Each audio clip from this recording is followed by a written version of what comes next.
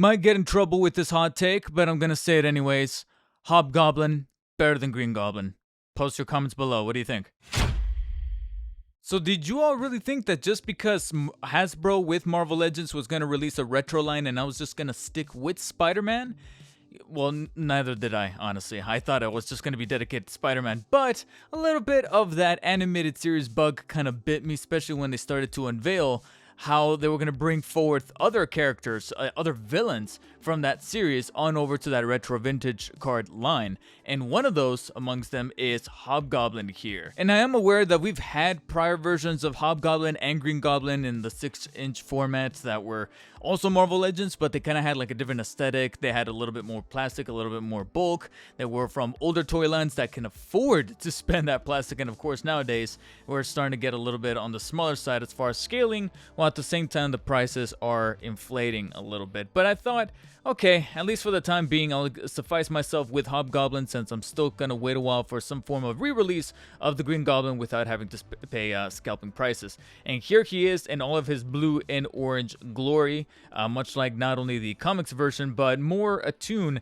to the animated series version. And so far, from what I can tell, body-wise, they got it down. I would probably say my favorite part of this whole ensemble is, in fact, the head. The head sculpt is immaculate as far as actually bringing forth the representation of that original Hobgoblin design that I've always liked. I've always thought to myself that the Hobgoblin had somewhat of a creepier look. You know, he's got the red eyes, he's got the much more angular face, and he keeps the hood up at all times. There's always something kind of sinister and ominous about him that just struck a little bit more to me. And I think one of the things that speaks to that is the fact that for a while, I mean, obviously a lot of us comic nerds know exactly who it is, but for a while, his true identity was a little bit more obscure, whereas the majority of the populace, even people who don't really follow the comics, know that Green Goblin is Norman Osborn. So you know what I'm saying? Like there's something a little bit more deep in the darkness with Hobgoblin, and I feel like the face here that was able to be captured well in this head sculpt from the new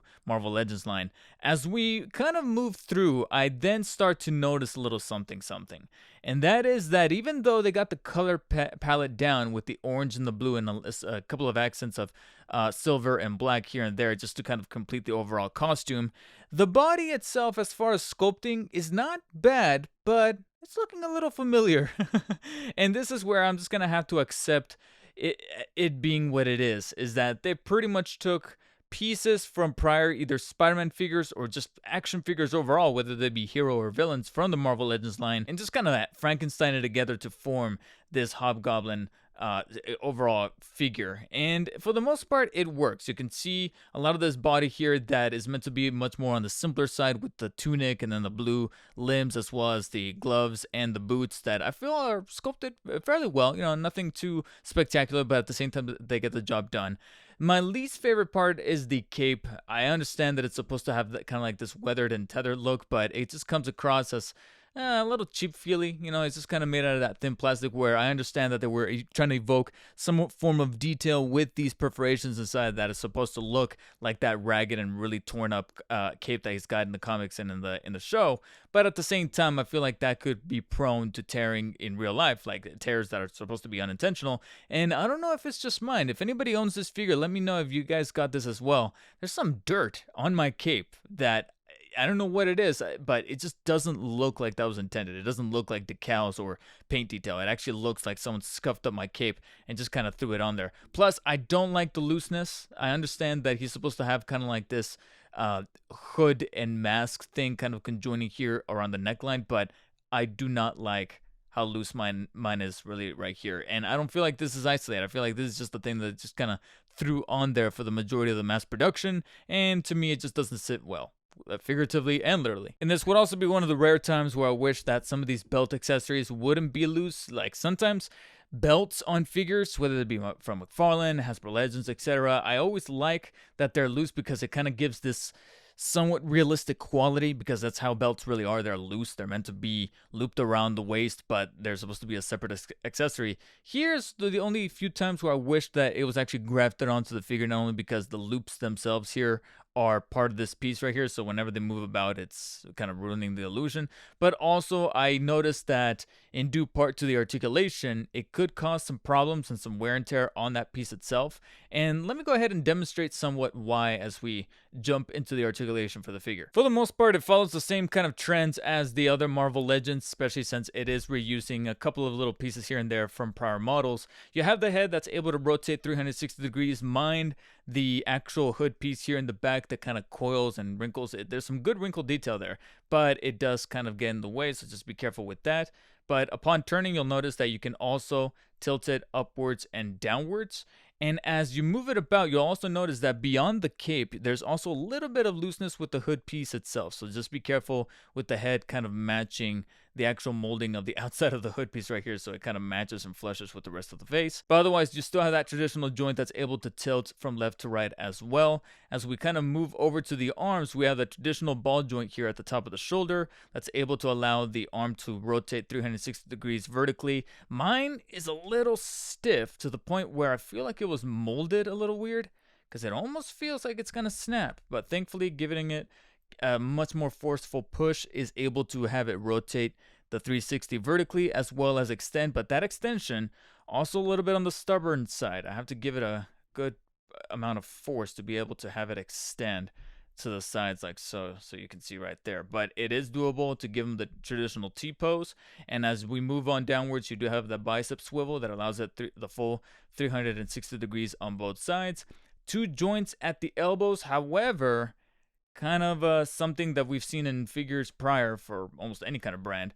Even though we do have the two joints, these gauntlets here, as well sculpted as they are, they do kind of get in the way that he is not able to fully bend at the full amount that it's able to because of those two joints. It's almost like the, hold on, which one is it? I want to say the top joint is the one that's pretty much rendered moot considering how big that gauntlet really is. So do be careful with that. But as we kind of go into that gauntlet, that glove, you will see that the hands are able to rotate 360 degrees as well as being able to bend inwards, like so, like about that far, and then outwards due to the hinge joint there on the wrist. The actual points themselves within the arms is good. I just feel like the amount of pressure on each joint is probably going to make this the first Hasbro figure.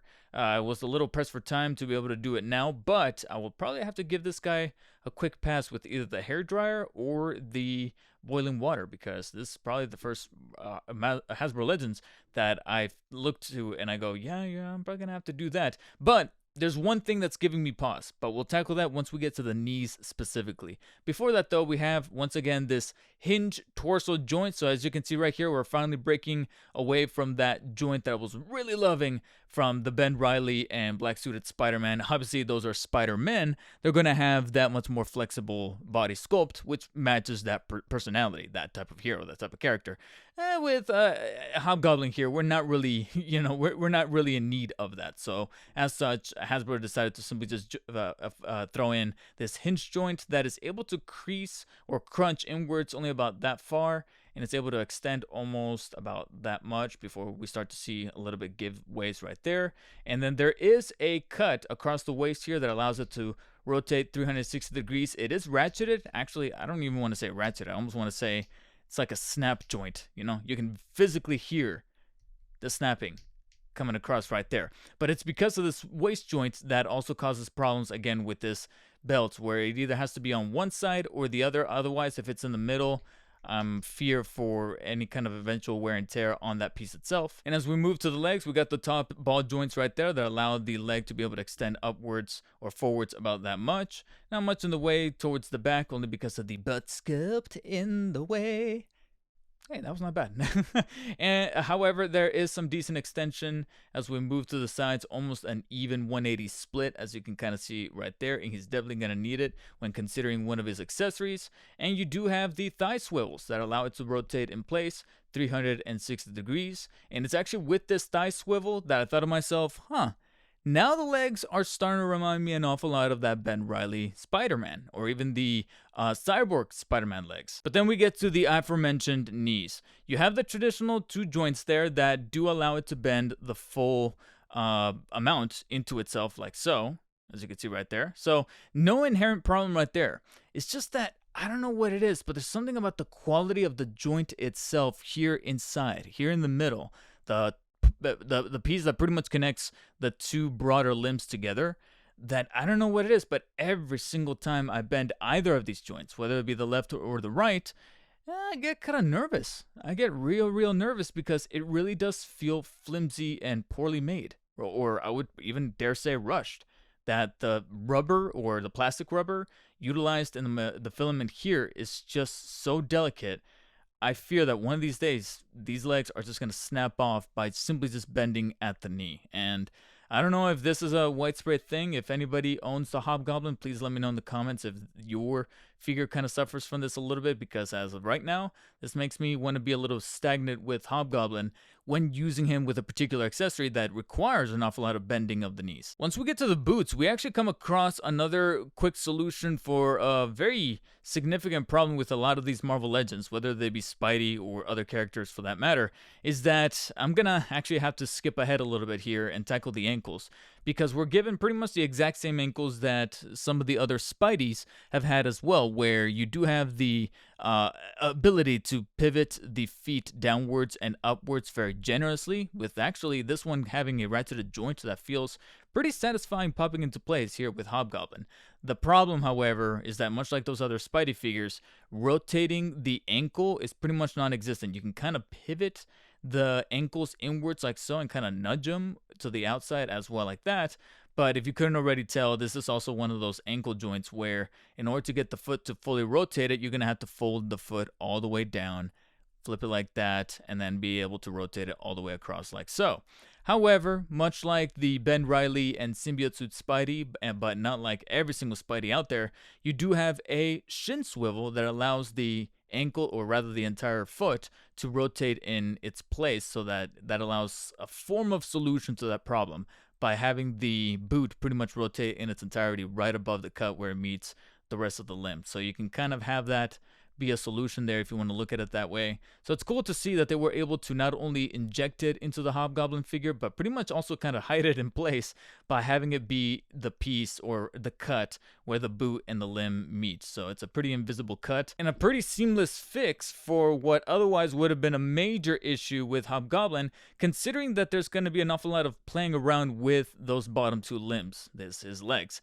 Because Hobgoblin is not necessarily known for being a very flexible, athletic guy. I mean, he's got a bit of maneuverability, but he's mostly known for his bag of tricks, for his little, accessories that allow him to cause mischief and mayhem, as well as the subsequent Green Goblin. And of course, Marvel Legends was able to pack some of those in with this guy here. No goblin of any kind is complete without, of course, a pumpkin bomb to hold in hand. This one is arguably one of my least favorites, to be honest, because even though it is very apparently a pumpkin bomb, it's also translucent. I don't know what it is, but I prefer my pumpkin bombs to have some kind of solid color to them, and this one's actually a translucent orange plastic. I like the little pumpkin face on it, as well as this little detail of the green fire kind of coming out of it, but it just resembles less of a bomb and more of a gummy. You know what it is like? And I know that this is just me nitpicking, this is probably more of a subjective take, but I really like my pumpkin bombs to either be solid pumpkins, kind of like the one that came with that other Green Goblin that figure that I covered, the one from like a few months ago that was meant to be part of that like old school line that's much beefier, much tankier. But this one right here, you can see right there, kind of like the light piercing through. It does the job, but if I had my way, I would have had something that's a bit more bomb looking, kind of like the ones from the Tobey Maguire series, or rather just something that looks like a full filled up pumpkin, you know what I'm saying? But he is capable of holding it in either hand, since both hands are molded to hold something in hand, and then to just kind of bring forth the illusion that he took it out of his arsenal of weapons, he does come with this bag right here, which is pretty much molded and sculpted in a traditional fashion. It's made out of this purple filament, and of course you can see kind of like the bulk of the bag kind of be closed right there. My problem, however, is that, as you can see, a little difficult to kind of get around the figure in order to make it look like he's holding it. So right now, the only solution I can really think of is to actually put it this way, putting it in the most unorthodox manner by having him slip it from underneath and kind of behind the cape, but then having one arm kind of inside so that it looks like it's over one of his shoulders, because putting it the other way is damn near impossible because of the cape.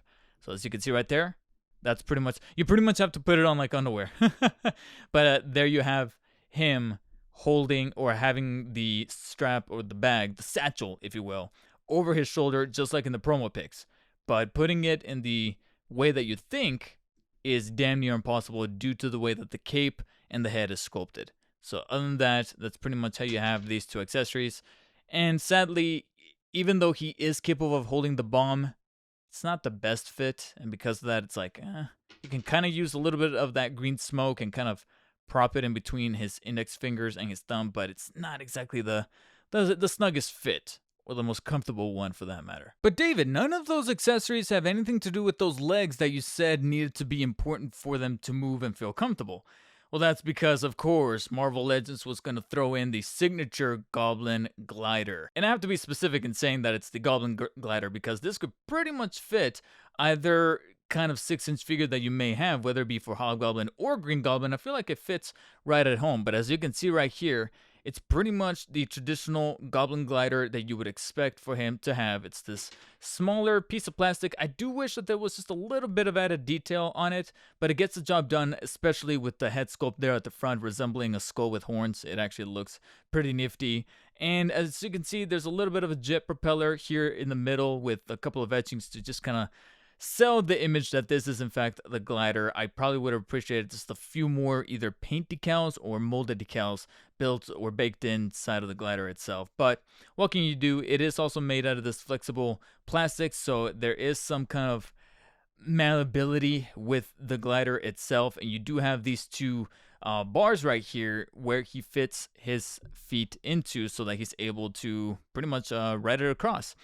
The issue, though, is that it's not the best fit. It just doesn't feel all that great, which is saying a lot considering that I just talked about how you need to be kind of finessing the feet here to make sure that these joints that are connecting the knees together, or the knee portions, are not at risk of breaking. So it's a bit of a process to just kind of get all this situated together. No two poses are going to be the same with him in glider form. As you can see, he's a lot top heavier than I would want him to be on the glider. When he's just on foot, it looks like he's doing just fine. But once he gets into that glider, you're going to have to play around with him so that not all of the weight is either being pushed forward or on one side or the other. Most of the pictures actually show him kind of like this, kind of having like this weird swagger about him as he's kind of posing, which I guess kind of makes sense considering that he's supposed to be in flight. And Pumpkin stays in place. Yeah, this is honestly the best I'm probably going to have.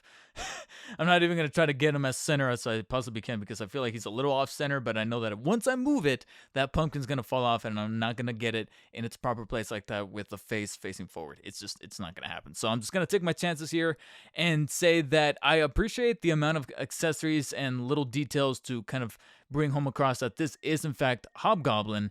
I just feel like there's a couple of qualities here and there that feel a little bit on the weak side, that I'm starting to think that maybe their emphasis, much kind of like me as a collector, was on the SpiderMan and not so much on the Hobgoblin. Plus, it also doesn't help the case that an awful lot of pieces here and there, specifically the limbs, kind of give me the notion that this is a Frankenstein figure once again. And I understand this is common practice with Hasbro and their Marvel Legends line, but that doesn't take away from the fact that I'm not a huge fan of it. These companies have, hundreds of millions of dollars at this point.